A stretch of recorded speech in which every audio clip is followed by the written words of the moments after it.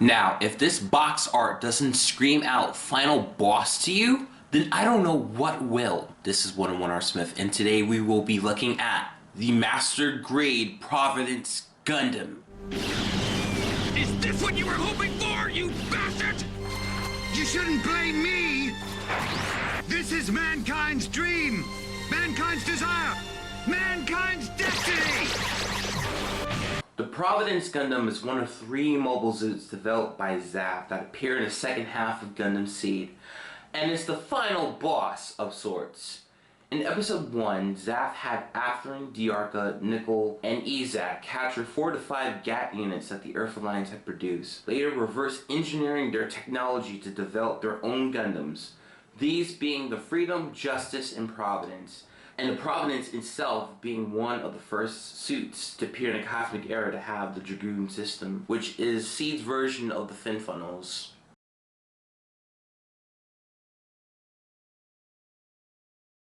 The Master Grade Providence has 16 runners, foil stickers, some dry transfers, and sticker decals. 2 interesting points about this kit are that the tubing on the chest are made of a rubbery material, reminiscent of the Gundam Alex and the EZ-8 Gundam from those kits in Master Grade form. The other point is that it recycles inner frame of the Freedom Gundam version 2.0, including the exact hip setup that was from last year. So yeah, be careful when you build this.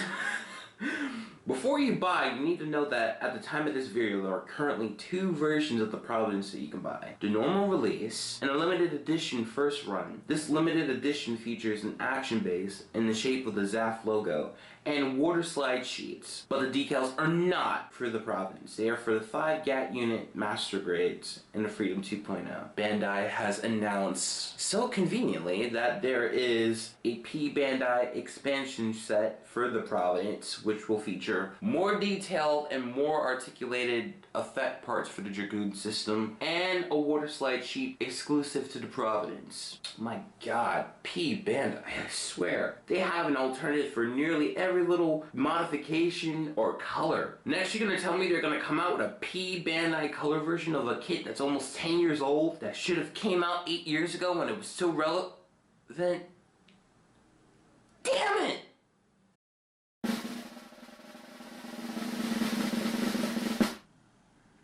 Now we have the Providence Gundam in all of its glory, and the first question you must be asking, God, can he actually stand with that heavy backpack? And the answer is yes. You know, despite SEED getting a reputation for having giant, ridiculous backpacks, Providence can actually stand. You just need to angle the feet right, but he can actually stand with that unit on his back. But let me take that off so we can look through some articulation.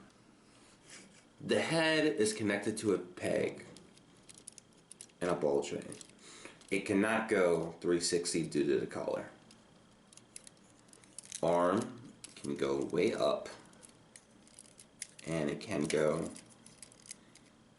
if you watch out for the V-fin, it can go 360. Now, the arm has a pretty nice bend by itself, but it has a bit of a gimmick where if you pull down on it, you can extend the joint so that you can get a better bend out of it.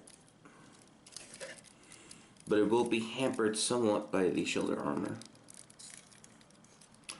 One thing to note about the chest is that it's the first Master Grade, at least that I've built, that does not have the cockpit gimmick, at least in the traditional sense. Usually you build the cockpit, you put the pilot in the seat, and you put it in the chest. And you did so with the Freedom. It uses the same frame. However, Bandai removed the actual cockpit that was originally in here. What they did was they used a piece with a pilot already molded in, and they put it in the middle of the center, which is kind of a little disappointing, but it still kind of works, so take it as you will.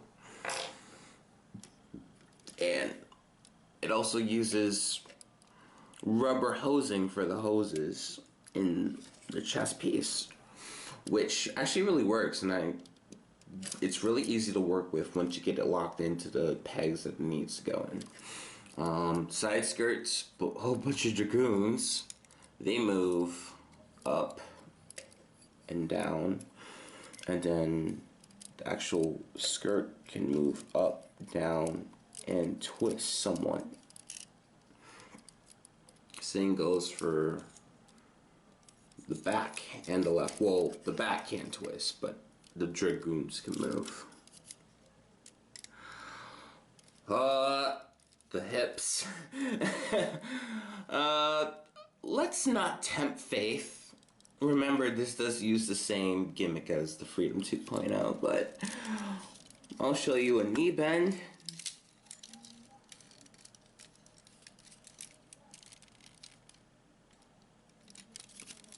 Get a nice knee bend out of that. And then the feet have the gimmick as well. Same thing with the Freedom 2.0. You pull them out somewhat so you can make it go up and down very nicely. And then you can twist it side to side very well. It's no barber tails, but it gets the job done. One thing I want to note before I show off the weapons is that Providence does come with a display stand that you can use to put it up in the air. However, I will be using a good old-fashioned action base. It has the same connection as the Freedom version 2.0, except without the piece to hold on to the backpack. Though it does come in the runner. So let me get them up in the air. And now we have the Providence armed up and ready to go. There's a nice steady connection, though if you do move it a little bit, it will be a little wobbly, but don't worry about it. But one thing, it comes with this pretty cool shield, and it comes with a nice beam effect part, so you can chop up anything. And then it comes with the gun, or its beam rifle. The cool thing about this is it uses the Freedom's beam rifle as a bit of a frame, and then you add the newer parts to make it gigantic over itself, so you still get to use it. And it's really cool that Bandai was able to come up with that. It really helps, and it really helps the fact that the Freedom, Justice, and Providence were designed together. Obviously, it's up in action base, and you really want to see the Dragoons, so let's get started on that main event. And now we have the Providence all decked out in its glory. It uses clear parts to help the Dragoons stand up, and actually the small Dragoons do have a bit of articulation, which it works, but I would like the big two to have articulation too. I might actually go pick up the P Bandai expansion set when it comes out, because I could actually pose those Dragoon effect parts a lot better. So it gets the job done, and it looks really nice and very menacing.